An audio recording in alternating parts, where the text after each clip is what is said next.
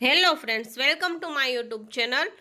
એલઆરડીના DV માટેની જે notification છે એ મળી ગયેલ છે, જેના કેટલાક ટોપિક છે હું તમારી સાથે શેર કરું છું, જેથી તમને લોકરક્ષક કેડરની અંદર જો તમારે ડોક્યુમેન્ટ વેરિફિકેશન કરાવવા જવાનું હોય તો તમને ખૂબ જ ઉપયોગી વિડીયો સાબિત થશે. તો વિડીયોને અંત સુધી જરૂરથી જોજો. તારીખ 5/9/2025ના રોજ મળેલ માહિતી મુજબ લોકરક્ષક કેડરની દસ્તાવેજ ચકાસણી છે, એટલે કે ડોક્યુમેન્ટ વેરિફિકેશન છે, એ તારીખ 17/9/2025થી લઈ અને તારીખ 30/9/2025 સુધીમાં હાથ ધરવામાં આવવાનું છે.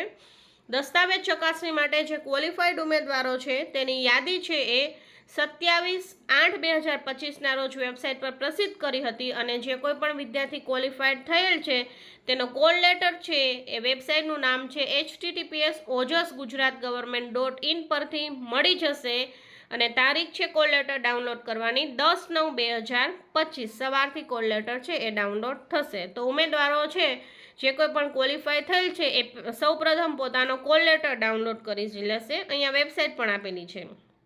પછી ઉમેદવારો જે છે એ ડોક્યુમેન્ટ વેરિફિકેશન કરાવવા જવું હોય તો તેની ટ્રુ કોપી એટલે સ્વપ્રમાણિત નકલ છે એ સાથે રહેવાની રહેશે, અને એનો ક્રમ છે એ અહીંયા એથી આઈ મુજબ નીચે આપેલો છે એ રીતે રાખવાનો છે. અને પ્રમાણપત્ર જે છે એ છેલ્લી તારીખ છે 9/9/2024 સુધીમાં ઇસ્યુ થયેલ હોવું જોઈએ. તેની પહેલાંનું જે છે આ તમામ પ્રમાણપત્ર છે એ આટલી તારીખ સુધીમાં થઈ ગયેલું હોવું જોઈએ, નહીંતર એ તારીખ પછીનું ચાલશે નહીં. પછી છે એમાં આપેલું છે કે જન્મ તારીખનું પુરાવો એટલે બર્થ સર્ટિફિકેટ જે છે તેના માટે એક તો એસએસસી અને એચએસસી અથવા તો એને સમકક્ષ જે છે કોઈ પણ લિવિંગ સર્ટિફિકેટ હોવું જોઈએ કે જેમાં પ્રોપર તમારી જન્મ તારીખ દર્શાવેલી હોય. બીજું જોશે ધોરણ 12 અથવા એને સમકક્ષ કોઈ પણ પરીક્ષા છે તો તેનું પ્રમાણપત્ર જેમાં ગુણ લખેલા હોય. ત્રીજું જોશે અનામત જાતિ માટે અપાયેલ જે છે એ પ્રમાણપત્ર EWS હોય તો એ. ત્યારબાદ જે છે નિયત કરેલ નમૂનાનું એનસીસીનું જે સર્ટિફિકેટ હોય તે. પછી છે રાષ્ટ્રીય રક્ષા યુનિવર્સિટી કે રાષ્ટ્રીય રક્ષા શક્તિ યુનિવર્સિટી કે નેશનલ ફોરેન્સિક સાયન્સ યુનિવર્સિટી જે છે તેનું પ્રમાણપત્ર હોવું જોઈએ.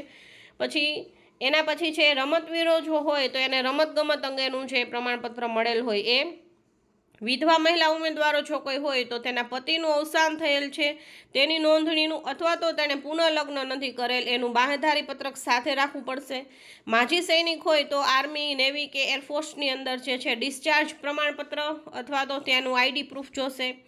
પછી છે ઉમેદવારે ઓળખ માટે આધાર કાર્ડ ન હોય તો ડ્રાઇવિંગ લાઇસન્સ અથવા તો કોઈ પણ એને સમકક્ષ પુરાવો છે, ચૂંટણી કાર્ડ છે, પાન કાર્ડ છે, એ ઓરિજિનલ ડોક્યુમેન્ટ સાથે રાખવાના રહેશે. ત્યારબાદ જે છે આ દસ્તાવેજ ચકાસણી સમયે એનેક્ઝર 3 જે છે એ ભરીને લાવવાનું રહેશે. એ ફોર્મ જો ડાઉનલોડ કરવું હોય તો વેબસાઇટ પરથી એનેક્ઝર 3 જે છે એ ડાઉનલોડ કરવાનું રહેશે. ત્યારબાદ એ ભરી અને સાથે લેવાનું રહેશે. પછી એસીબીસી, એસસી અને એસટીના ઉમેદવાર હોય તો નિયમ અનુસાર જે ફોર્મ જોઈએ છે એ સાથે લેવાનું રહેશે. એસીબીસીના ઉમેદવારો માટે છે, એસસીના ઉમેદવારો માટે જે ફોર્મ છે તમારે ડાઉનલોડ કરવું હોય તો તે ઓજસની વેબસાઇટ પરથી ફોર્મ મળી જશે. પછી એ ફોર્મની પ્રિન્ટ કાઢી અને તમારે તેમાં બધું લખાણ લખી અને સાથે રાખવાનું રહેશે. તો જે કોઈ પણ વિદ્યાર્થી એલઆરડીની એક્ઝામની અંદર ડોક્યુમેન્ટ વેરિફિકેશન કરાવવા જાય તેને આ વિડીયો જરૂરથી શેર કરજો. જો વિડીયો સારો લાગે તો લાઇક કરજો અને ચેનલને સબસ્ક્રાઈબ કરજો. Thank you.